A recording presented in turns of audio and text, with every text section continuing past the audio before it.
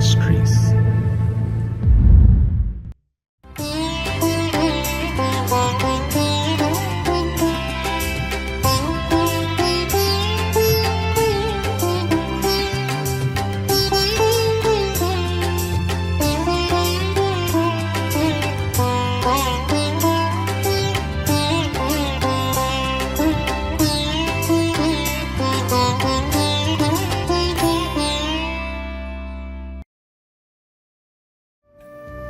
கர்த்தருடைய பரிசுத்த நாமம் மகிமைப்படுவதாக.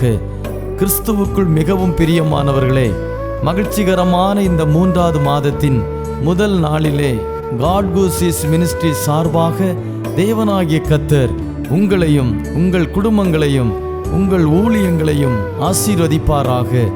தேவனாகிய கர்த்தர் இந்த மாதத்திலே உங்கள் முன்பாக சென்று எல்லா தடைகளையும் அகற்றுவார் என்று விசுவாசித்து அதை உறுதிப்படுத்துகிறேன். தேவனுடைய கிருபையும் சமாதானமும் பாதுகாப்பும் தயவும் உங்களோடு இருக்க வாழ்த்துகிறேன். இந்த மாதத்திலே தேவனாகிய கர்த்தர் நமக்கு முன்பாக சென்று சகல தடைகளையும் நீக்கி நாம் ஜெயம் கொள்ளும்படியாக, நாம் கர்த்தருக்குள் மகிழ்ந்திருக்கும்படியாக அவர் நமக்கு உதவி செய்வார்.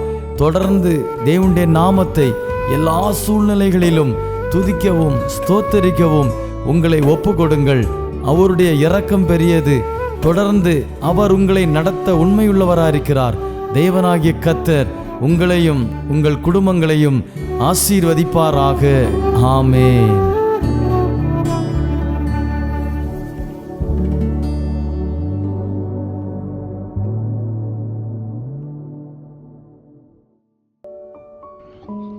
கர்த்தருடைய பரிசுத்த நாமத்திற்கு மகிமை உண்டாவதாக. கிறிஸ்து இயேசுக்குள் மிகவும் பிரியமானவர்களே, நமது ஆண்டவரும் கர்த்தரும் இரட்சகருமாகிய இயேசு கிறிஸ்து நாமத்தில் உங்கள் அனைவரையும் வாழ்த்துகிறேன். தேவனுடைய பெரிதான கிருபையினாலே நாம் அனைவரும் இதுவரையிலும் சுகபத்திரமாய் வாழ கர்த்தர் பாராட்டின அன்றுக்காக நன்றியோடு அவரை ஸ்தோத்திரிக்கிறேன். மீண்டுமாய் இந்த வருஷத்தின் 2வது மாதத்தை கடந்து 3வது மாதத்தில் பிரவேசிக்க செய்த தேவனை ஸ்தோத்திரிக்கிறேன். இந்த நாளில் தியானத்திற்கான வசனம் எபிரேயருக்கு எழுதின நிருபம் 6ஆம் அதிகாரம் 15ஆம் வசனம். வாசிக்கிறேன், கேளுங்கள். அந்தபடியே அவன் பொறுமையாய் காத்திருந்து வாக்குத்தத்தம் பண்ணப்பட்டதை பெற்றான் என்று எழுதியிருப்பதை வாசிக்கிறோம். ஆபிரகாம் தான் பொறுமையோடு காத்திருந்து தேவன் தனக்கு வாக்குத்தத்தம் பண்ணினதை பெற்றான் என்ற சம்பவத்தை நாம் இந்த பாகத்தில் வாசித்தோம். ஆபிரகாம் கல்தேயரின் தேசத்தில் மெசொப்பொத்தேமியா நாட்டில் தன் தகப்பனாகிய தேராகுடனே வசித்து கொண்டிருக்கும் போது தேவன் அவனுக்கு தரிசனமாகி, நீ உன் தேசத்தையும் உன் இனத்தையும் விட்டு நான் காண்பிக்கும் தேசத்திற்கு போ. நான் உன்னை பெரிய ஜாதியாக்கி உன்னை ஆசீர்வதித்து உன் பெயரை பெருமைப்படுத்துவேன். நீ ஆசீர்வாதமாய் இருப்பாய். உன்னை ஆசீர்வதிக்கிறவர்களை ஆசீர்வதிப்பேன், உன்னை சபிக்கிறவர்களை சபிப்பேன். பூமியில் உள்ள வம்சங்களெல்லாம் உனக்குள் ஆசீர்வதிக்கப்படும் என்றார். இந்த வாக்குத்தத்தத்தை தேவன் ஆபிரகாமுக்கு சொல்லும்போது அவன் 75 வயதை உடையவனாயிருந்தான். அவனுடைய மனைவி சாராய் 65 வயதை உடையவளாயிருந்தாள். மட்டுமல்ல, அந்த வயதில் அவளுக்கு பிள்ளைகளும் இல்லாதிருந்தது. கர்த்தர் ஆபிரகாமுக்கு சொன்னபடியே அவன் புறப்பட்டு போய் கர்த்தர் காண்பித்த கானான் தேசத்தில் போய் அங்கு வாழ்ந்தான் என்றும், கர்த்தர் ஆபிரகாமுக்கு தரிசனமாகி உன் சந்ததிக்கு இந்த தேசத்தை கொடுப்பேன் என்றார். ஆபிரகாம் தேவனை விசுவாசித்தான் என்றும், தனக்கு வாக்குத்தத்தம் பண்ணினவர் நிச்சயம் நிறைவேற்றுவார் என்றும், அவன் முழு இதயத்தோடும் தேவனை விசுவாசித்து நடந்தான் என்றும் வேதத்தின் மூலமாய் நாம் அறிகிறோம். ஒரு குழந்தையும் கூட இல்லாதிருந்த நாட்களில் அவர் ஆபிரகாமை நோக்கி, உன் சந்ததியை பெருக பண்ணுவேன், உனக்கும் சந்ததிக்கும் தேசத்தை சுதந்திரமாக தருவேன் என்று வாக்குத்தத்தம் பண்ணினதை நாம் வேதத்தில் வாசிக்க முடியும். இவ்விதமாய் ஆபிரகாம் தன் மனைவியாகிய சாராளோடு கர்த்தர் வாக்குத்தத்தம் பண்ணின தேசத்தில் வாழ்ந்து கொண்டிருந்தான். ஆபிரகாமுக்கு 99 வயதான போது கர்த்தர் ஆபிரகாமுக்கு தரிசனமாகி, நான் சர்வ வல்லமை உள்ள தேவன், நீ எனக்கு முன்பாக நடந்து கொண்டு உத்தமனாயிரு, நான் உனக்கும் எனக்கும் நடுவாக என் உடன்படிக்கை ஏற்படுத்தி உன்னை மிகவும் திரளாய் பெருக பண்ணுவேன் என்றார். அது மட்டுமல்ல, உன்னை மிகவும் அதிகமாய் பலுக பண்ணி உன்னிலே ஜாதிகளை உண்டாக்குவேன், உன்னிடத்திலிருந்து ராஜாக்கள் தோன்றுவார்கள் என்று கூறி ஆபிரகாமுக்கு விசேஷித்த வாக்குத்தத்தங்களை கூறினார் என்று நான் வேதத்தில் அறிகிறோம். ஆனால் ஆபிரகாமின் 75ஆம் வயதில் அவனை பேசுவதில் அழைத்து வாக்குத்தத்தங்களை கொடுத்தவர் ஆபிரகாம் 24 வருடங்களாக தேவன் சொன்ன வாக்குத்தத்தங்கள் நிறைவேற காத்திருந்தான். இந்த காலகட்டத்தில் கர்த்தர் மம்ரேயின் சமபூமியில் ஆபிரகாமுக்கு தரிசனமாகி, ஒரு உற்பவ காலத்திட்டத்தில் நிச்சயமாய் உன்னிடத்தில் திரும்ப வருவேன், அப்பொழுது உன் மனைவியாகிய சாராளுக்கு ஒரு குமாரன் இருப்பான் என்றார். ஆபிரகாமும் சாராளும் வயது சென்று முதிர்ந்தவர்களாயிருந்தார்கள். ஸ்திரீகளுக்குள்ள வழிபாடு சாராளுக்கு நின்று போயிற்று.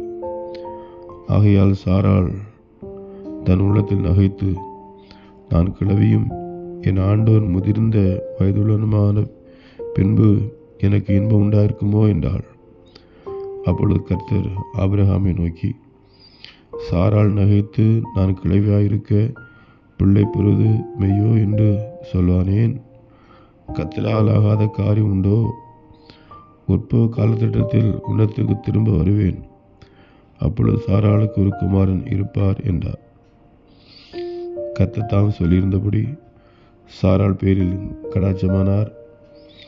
கர்த்தர் தாம் உரைத்தபடியே சாராளுக்கு செய்தருளினார். ஆபிரகாம் முதிர் வயதாயிருக்கையில் சாராள் கர்ப்பவதியாகி தேவன் குறித்திருந்த காலத்திலே அவனுக்கு ஒரு குமாரனை பெற்றாள். அப்பொழுது ஆபிரகாம் தனக்கு சாராள் பெற்ற குமாரனுக்கு ஈசாக்கு என்ற பெயரிட்டான் என வேதத்திலிருந்து அறிகிறோம். அதற்கு பின்பு அவனுடைய சந்ததிகள் பலுகி பெருகி ஸ்தோத்திரம் திரளாய் பூமியை நிரப்பிட்டு என்று பார்க்கிறோம். ஆபிரகாமுக்கு கர்த்தர் வாக்குத்தத்தம் பண்ணின குமாரன் ஈசாக்கு. ஈசாக்குக்கு யாக்கோபு ஏசா என்ற இரட்டை பிள்ளைகள் பிறந்தார்கள். யாக்கோபுக்கு 12 பிள்ளைகள்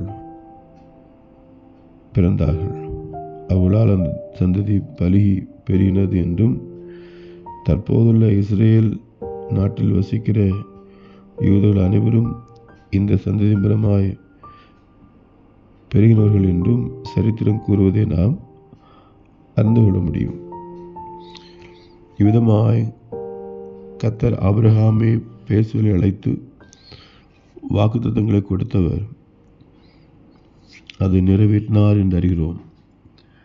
ஆனால் தேவன் ஆபிரகாமுக்கு சொன்ன வாக்குத்தத்தங்கள் நிறைவேற 25 வருடம் பொறுமையோடு காத்திருந்தார் என்று வேதத்தில் அறிகிறோம். விதமாக ஆபிரகாம் பொறுமையோடு காத்திருந்து வாக்குத்தத்தங்களை பெற்றான். அவன் பொறுமையோடு காத்திருந்து வாக்குத்தத்தங்களை பெறுவதற்கு காரணம் அவன் தேவன் மேல் வைத்திருந்த விசுவாசம். அவன் பூரணமாய் தேவனை முழுதத்தோடு விசுவாசித்ததின் பலனாக தேவனுடைய வாக்குத்தத்தங்கள் அவன் வாழ்க்கையில் வந்து நிறைவேறும் வரைக்கும் அவன் பொறுமையாய் காத்திருந்து அதை பெற்றான் என்று அறிகிறோம். வேதத்தில் ஏராளமான வாக்குத்தத்தங்களை தேவன் மனிதர்களுக்கு எழுதி வைத்திருக்கிறார். குறிப்பாக தேவன் வேதத்தில் எழுதி வைத்திருக்கிற வாக்குத்தத்தங்கள் நம் வாழ்வில் நிறைவேற வேண்டும் என்றால் வாக்குத்தத்தங்களை விசுவாசிக்க வேண்டும். அது மட்டுமல்ல, வாக்குத்தத்தங்களை தந்த தேவனை விசுவாசிக்க வேண்டும். அந்த வாக்குத்தத்தங்களுக்கு பின்னால் இருக்கிற கற்பனைகளையும் கட்டளையும் கூட நாம் கை கொண்டால் மட்டுமே அவை நம் வாழ்வில் நிறைவேறும் என்ற சத்தியத்தை ஒருபோதும் மறந்து போகக்கூடாது. அது நம் வாழ்க்கையில் நிறைவேறும் வரையிலும் பொறுமையாக காத்திருக்க வேண்டும் என்ற ஒரு காரியத்தையும் நாம் ஆபிரகாமின் வாக்கியம் மூலமாக அறிந்து கொள்ள முடியும். எபிரேயருக்கு எழுதின நிருபம் 10ஆம் அதிகாரம் 36ஆம் வசனத்திலும், நீங்கள் தேவனுடைய சித்தத்தின்படி செய்து வாக்குத்தத்தம் பண்ணப்பட்டதை பெறும்படிக்கு பொறுமை உங்களுக்கு வேண்டியதாக இருக்கிறது என்று எழுதப்பட்டிருக்கிறது. ஆமேன்.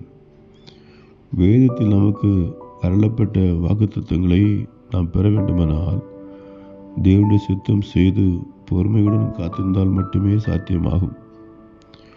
வேதத்தில் சொல்லப்பட்ட வாக்குத்தத்தங்களில் 1 யோவான் 2ஆம் அதிகாரம் 25ஆம் வசனத்தில் நித்திய ஜீவனை அளிப்பேன் என்பதே அவர் நமக்கு செய்த வாக்குத்தத்தம் என்று எழுதப்பட்டிருக்கிறது நாம் பார்க்கிறோம்.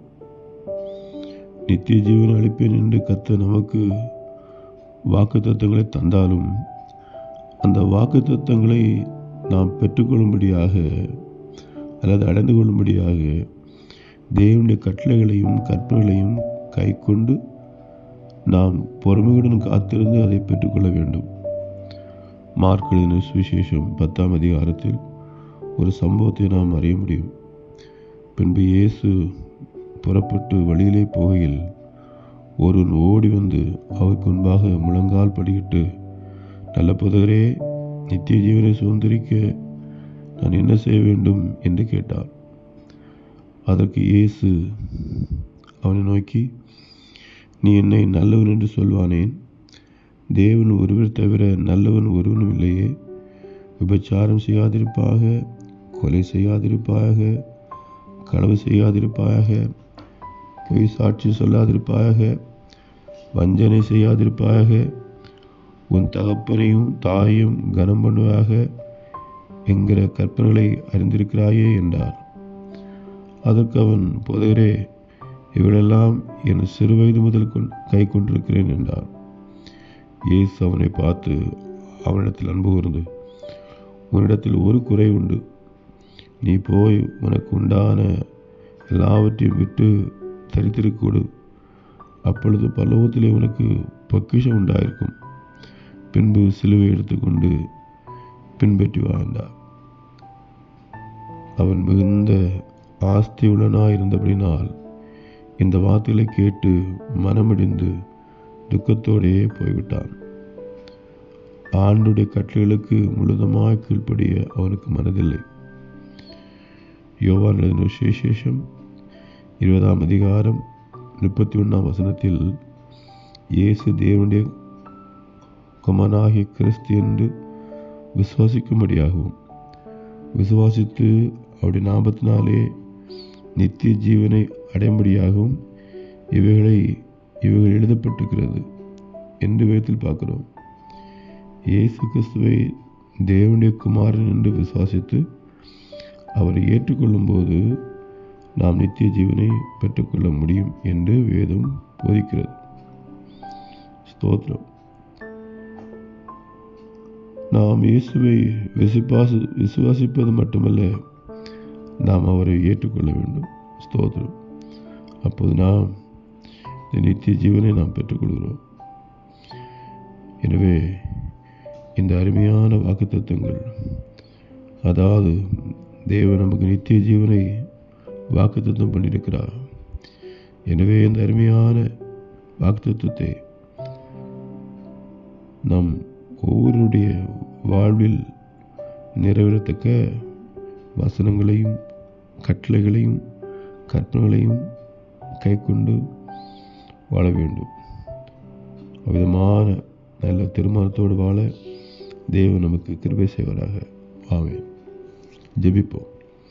பரிசுத்த பிதாவே, இந்த நாளிலும் நாங்கள் உம்மை ஸ்தோத்திரிக்கிறோம். எங்களுக்கு தேவன் தந்த வாக்குத்தத்தங்களை விசுவாசித்து கீழ்ப்படிந்து பொறுமையுடன் காத்திருந்து அதை சுதந்திரத்துக்கொள்ள தேவன் எங்கள் எல்லாருக்கும் உதவி செய்வீராக. இயேசு கிறிஸ்து நாமத்தில் ஜெபிக்கிறோம் நல்ல பிதாவே. ஆமேன், ஆமேன், ஆமேன். எல்லாம் கூடுமே, எல்லாம் கூடுமே, ஒரே ஒரு வார்த்தை சொன்னால் போதும், எல்லாம் கூடுமே.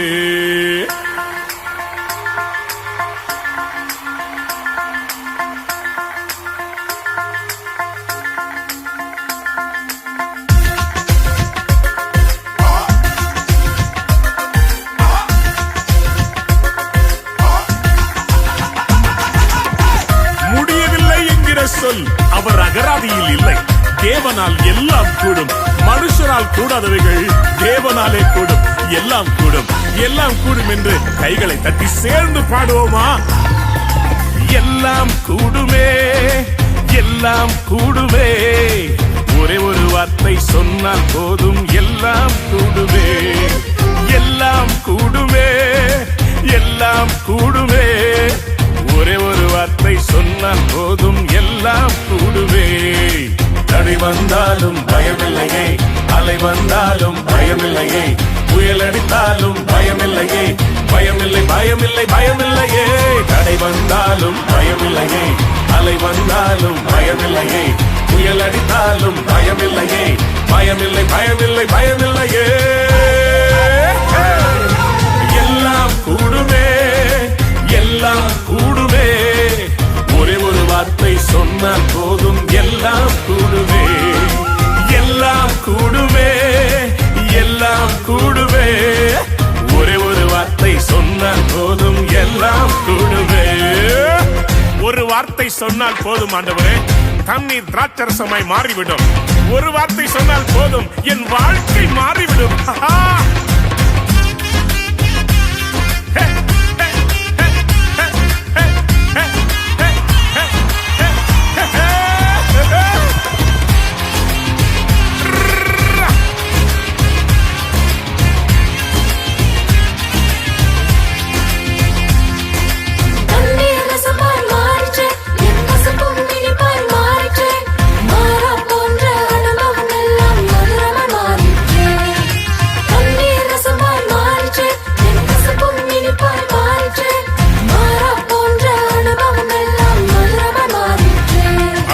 நீங்க சொன்ன ஒரு வார்த்தையால என் குறைவுகள் நீங்கிட்டு, நீங்க சொன்ன ஒரு வார்த்தையால என் வாழ்க்கை மாறிட்டு, நீங்க சொன்ன ஒரு வார்த்தையால என் குறைவுகள் நீங்கிட்டு, நீங்க சொன்ன ஒரு வார்த்தையால என் வாழ்க்கை மாறிட்டு.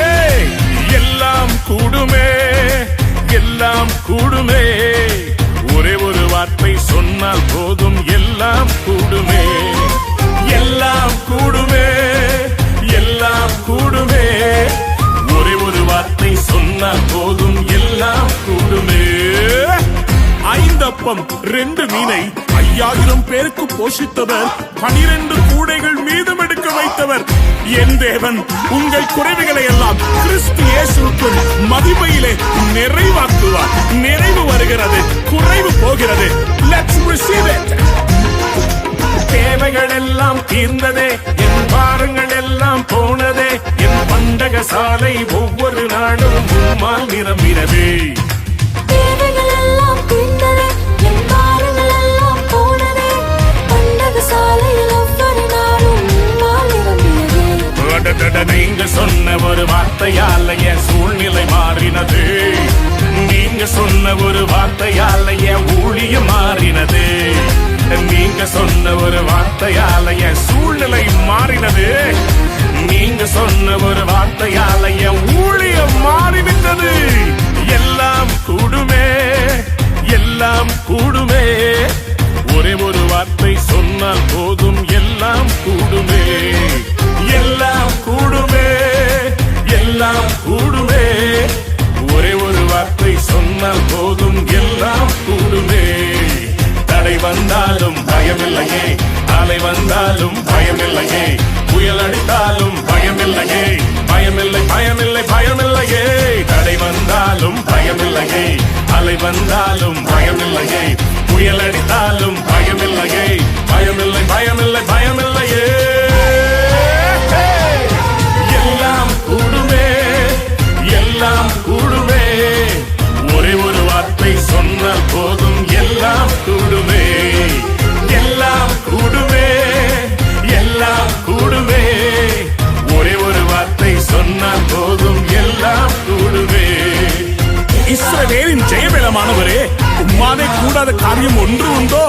ஏலோகி சிருஷ்டிப்பின் தேவனே, நீர் நினைத்தால் ஒரே ஒரு வார்த்தை சொன்னால் என் வாழ்க்கை மாறிவிடும். உம்முடைய கரத்தை நீட்டும், உம்முடைய வார்த்தையால் என் வாழ்க்கையை உயிர்ப்பிக்கும்படி நீர் இப்பொழுது ஒரு அற்புதம் செய்வீராக. எல்லாம் கூடும், எல்லாம் கூடும் ராஜா, எல்லாம் கூடும்.